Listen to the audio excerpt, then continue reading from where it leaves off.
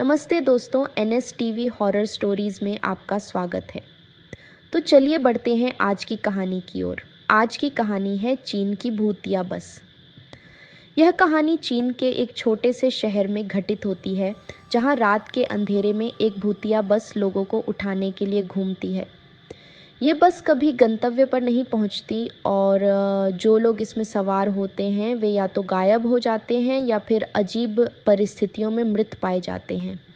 कहानी का मुख्य पात्र झाओ एक युवा छात्र है जो एक बार इस भूतिया बस का सामना करता है और एक डरावनी यात्रा पर निकल पड़ता है, जहां उसे अपनी जान बचाने के लिए भयानक रहस्यों से जूझना पड़ता है।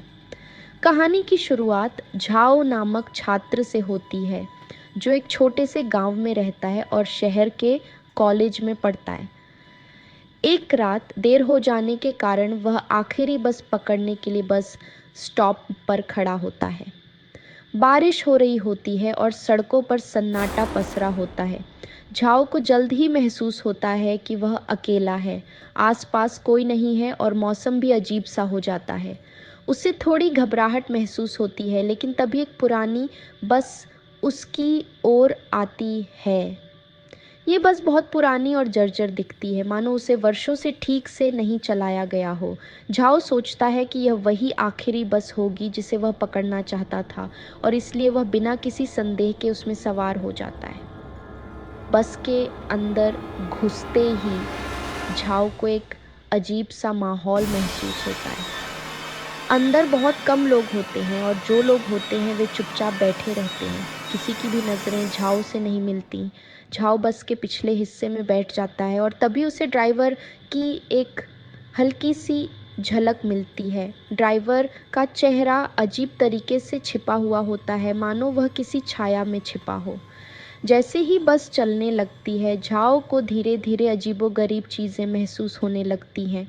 सड़कों के दृश्य बाहर से धुंधले दिखाई देते हैं और बस की खिड़कियों से देखने पर ऐसा लगता है जैसे वे किसी और ही जगह जा रहे हैं। उसकी घड़ी बंद हो जाती है और उसे एहसास होता है कि समय भी जैसे थम गया है। झाओ के पास बैठी एक बूढ़ी औरत धीरे धीरे उसकी ओर मुड़ती है और उसे घूरने लगती है। उसकी आँखों में एक अजीब सी चमक होती है जो उसे डरावनी लगती है। वह बूढ़ी औरत बिना कुछ कहे झाओ को लगातार देखती रहती है, जिससे झाओ को असहज महसूस होता है। तभी बस एक सुनसान जगह पर रुकती है और एक और यात्री बस में चढ़ता है। यात्री भी बिना कुछ कहे चुपचाप एक कोने में बैठ जाता है।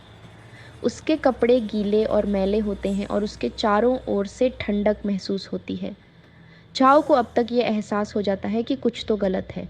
वह धीरे धीरे डरने लगता है, लेकिन उसे पता नहीं होता कि इस बस से कैसे उतरा जाए। बस की गति बढ़ने लगती है और झाओ देखता है कि बाहर की सड़कें अब सामान्य नहीं हैं। वे अब सड़कों की जगह जंगल की झाड़ियों और पहाड़ियों से गुजर रही हैं। झाओ को याद आता है कि उसने इन रास्तों पर पहले कभी यात्रा नहीं की है। उसे समझ में नहीं आता कि बस कहाँ जा रही है।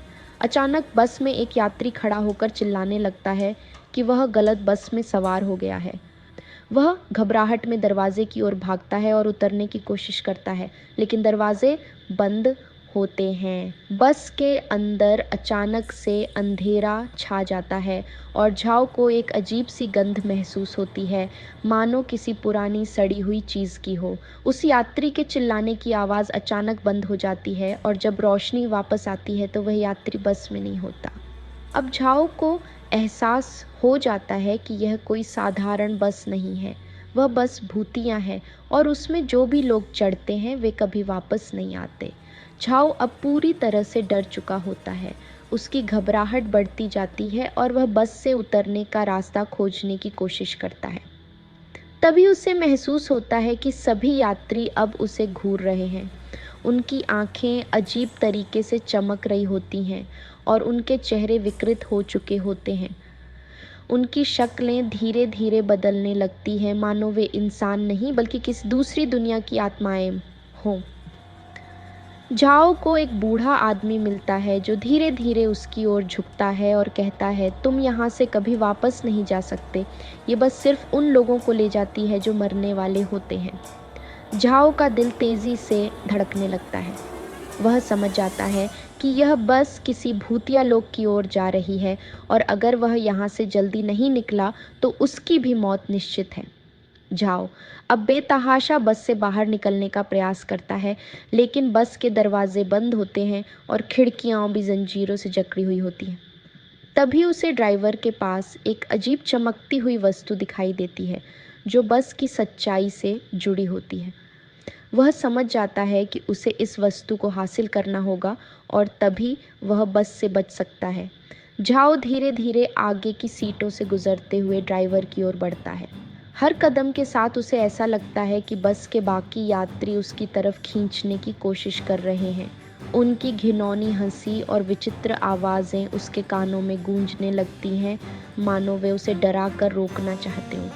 अंततः झाओ ड्राइवर के पास पहुंचता है। ड्राइवर का चेहरा अब साफ दिखता है और वह इंसान नहीं होता, वह एक पुरानी आत्मा होती है जिसने सदियों से इस बस को चलाया है।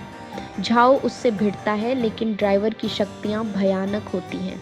ड्राइवर झाओ को बताता है कि वह भी एक बार जीवित इंसान था जो इस बस में चढ़ा था। अब वह इस बस का कैदी है और जो भी इसमें सवार होता है उसकी आत्मा हमेशा के लिए इस बस में फंसी रह जाती है। झाओ हिम्मत जुटाकर उस चमकती हुई वस्तु को उठाता है और जैसे ही वह उसे पकड़ता है, बस की रोशनी तेज हो जाती है। बस तेजी से हिलने लगती है और एक जोरदार आवाज़ के साथ दरवाजे खुल जाते हैं। झाओ बस से कूद जाता है और बेहोश हो जाता है। जब उसकी आंखें खुलती हैं तो वह खुद को उसी बस स्टॉप पर पाता है जहां से उसने सवारी शुरू की थी। वह सुरक्षित होता है, लेकिन उसे एहसास होता है कि उसने जो देखा वह कोई सपना नहीं था। उसकी घड़ी भी वही समय दिखा रही होती है जो उस वक्त रुकी थी।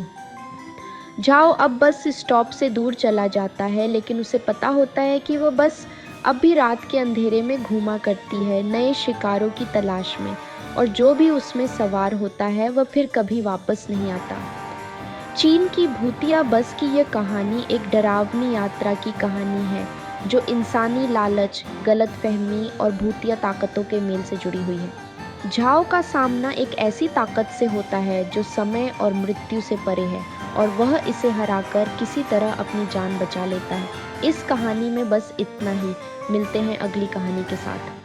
अगर आपको वीडियो पसंद आया हो तो वीडियो को लाइक और चैनल को सब्सक्राइब करना न भूलें।